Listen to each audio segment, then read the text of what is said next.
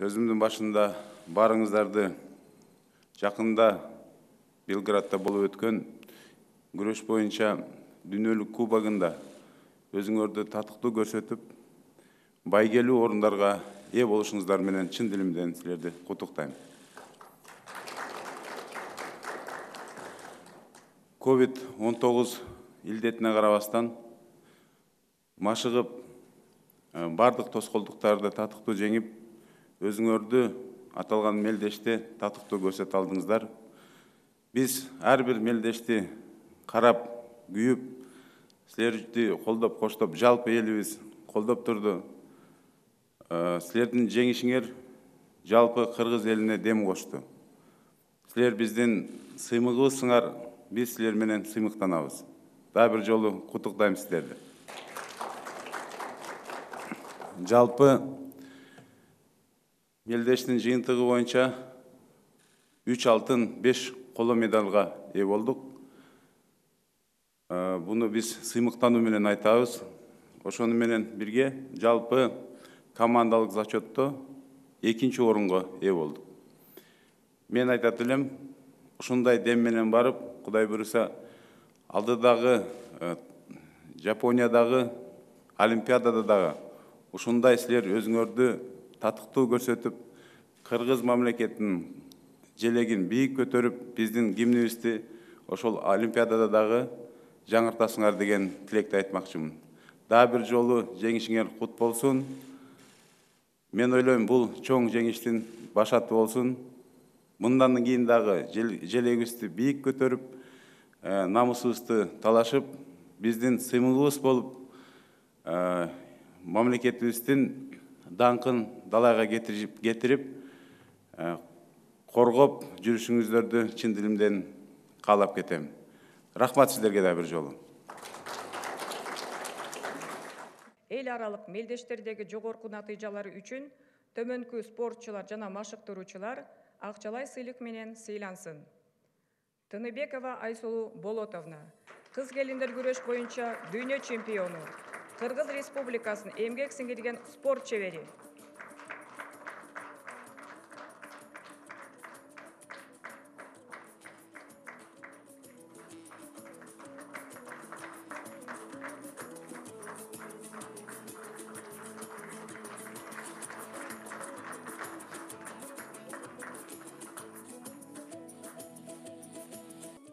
Саламатсыздарбы, бүгүнкү жолугуунун катышуучулары. Менин спорттук карьерама көңүл буруп, чакырып, колдоп келгениңиздер үчүн ар дайым ар бир ийгилигимди мен менен биргеликте сүйүнүп, колдоп жатканыңыздар үчүн бардык мекендештерге жана ошондой эле көрмандарга терең ыраазычылык билдирем. Баса белгилеп кетким келет, ушул менин жеке машыктыруучумдун Нурбек Изабековдун эмгегин баса белгилеп кетким келет. Ар бир спортчуга жан дүйнөсү менен күйүп, ишенип, Кыргызстанды дүйнөгө таанытып, жана ошондой эле кыз келиндер арасындагы күрөштүн өнүгүүсүнө салымын кошуп келгениңиз үчүн таазим этем сизге, Нурбек агай. Чоң рахмат. Мен дагы келечекте буйруса ишенем, кыз келиндер арасында биздин кыргыз кыздарыбыз дүйнөгө тааныта турган жаңы кыргыз кыздары өсүп чыгаарына.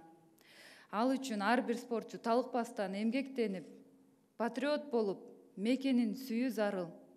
Буйруса алдыдагы Олимп оюндарында бардыгыбызга ийгилик каалайм. Чоң рахмат.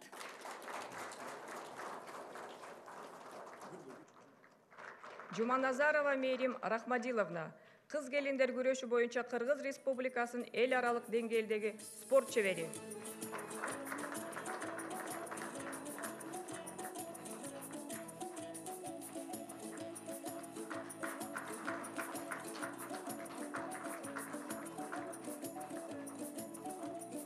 Медет кызы Айпери, кыз келиндер күрөшү боюнча Кыргыз Республикасынын эл аралык деңгээлдеги спорт чебери.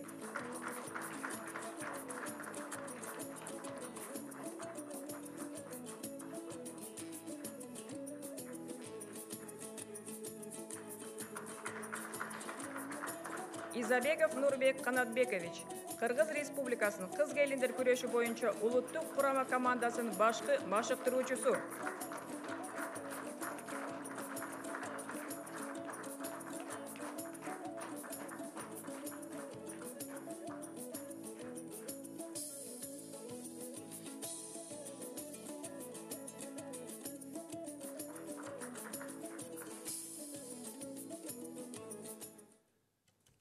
Урматтуу Талант Турмаматович, урматтуу жыйындын катышуучулары, көмөк көргөзүп куттуктоо иретинде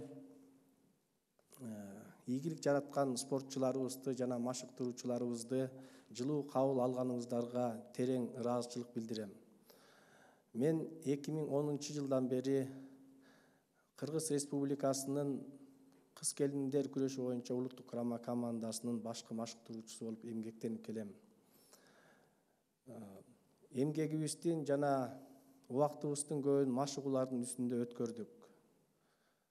Спортчуларыбыз жараат алып, утулуу ызасын тарткан учурлар дагы башыбыздан өттү. Ошол кыйынчылыктарга моюн сунбай,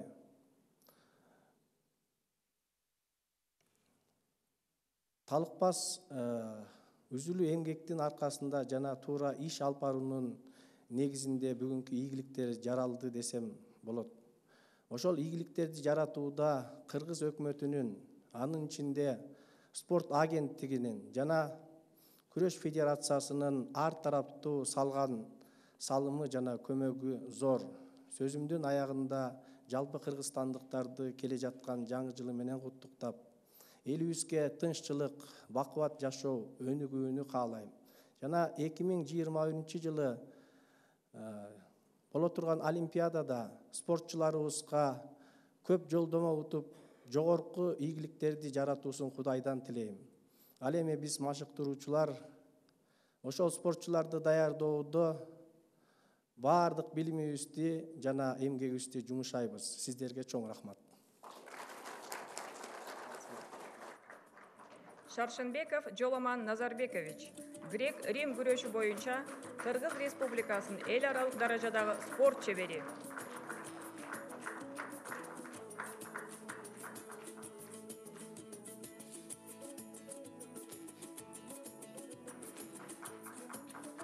Сулайманов Калы Султанович, грек-рим күрөшү боюнча Кыргыз Республикасынын эл аралык деңгээлдеги спорт чебери.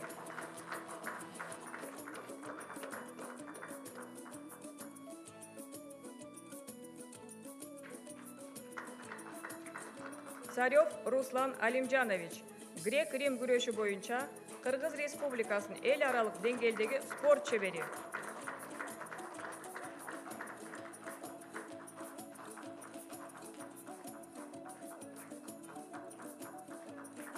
Эркинбаев Азат Сталбекович, грек-рим күрөшү боюнча Кыргыз Республикасынын эмгек сиңирген машыктыруучусу.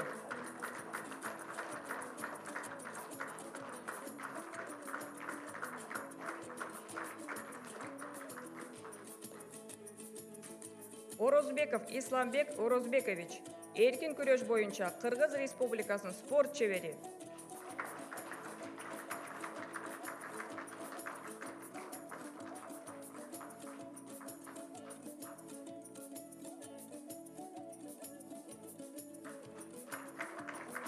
Ушуров Фархат Алимжетович, Кыргыз Республикасынын эмгек сиңирген машыктыруучусу.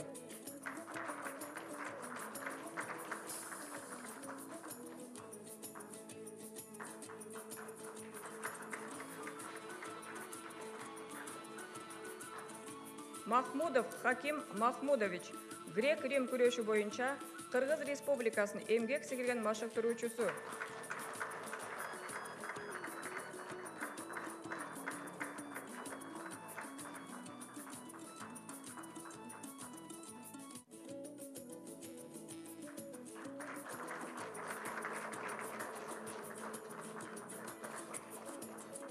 Тазабеков Исламбек Темирбекович, эркин күрөш боюнча спорт чебери.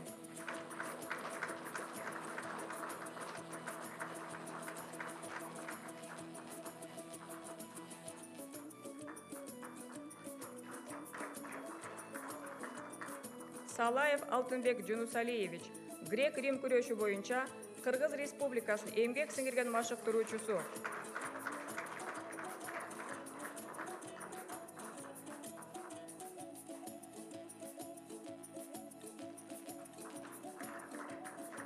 Жуманазаров Рахмандил Кадыркулович, кыргыз күрөшү боюнча спорт чебери.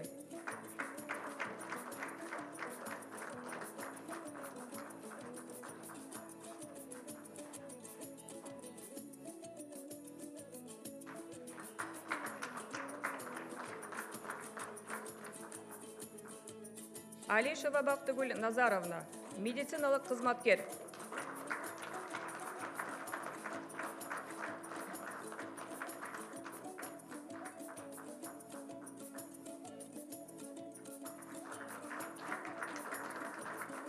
Еремин Константин Марьянович, медициналық қызматкер.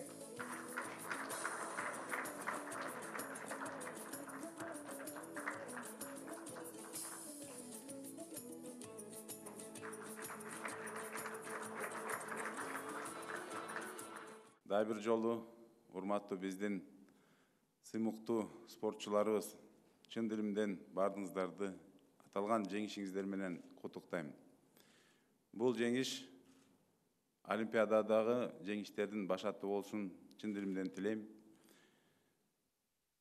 Эч нерсе өзүнөн өзү болбойт. Албетте бул чоң мээнет. Чоң мээнет менен ушул ийгиликтерге жетип атасыздар. Бирок бунун аркасында силерди ушул мелдешке даярдап өстүрүп аткан силердин тренерлериңер, агайларыңар турат. Мен ошолорго терең ыраазычылык билдирем. Мындан кийин дагы ушундай кайратыңардан жазбай, чоң ийгиликтерди жарата бергиле. Биз силерди дайыма колдоп, коштоп, дайыма кубаттап турабыз. Кыргыз эли силерди карап, силер үчүн күйүп, колдоп, коштоп турат. Ошону унутпаңыздар. Намысты коргоп, келечекте мындан кийин дагы ошол Олимпиадада биздин желекти бийик көтөрүшүңөр деген ишеничти айтмакчымын. Дагы бир жолу ийгилик болсун, келе жаткан жаңы жылыңыздар менен. Жаңы жыл, жаңы ийгиликтерди, жетишкендиктерди алып келсин. Бар болуңуздар.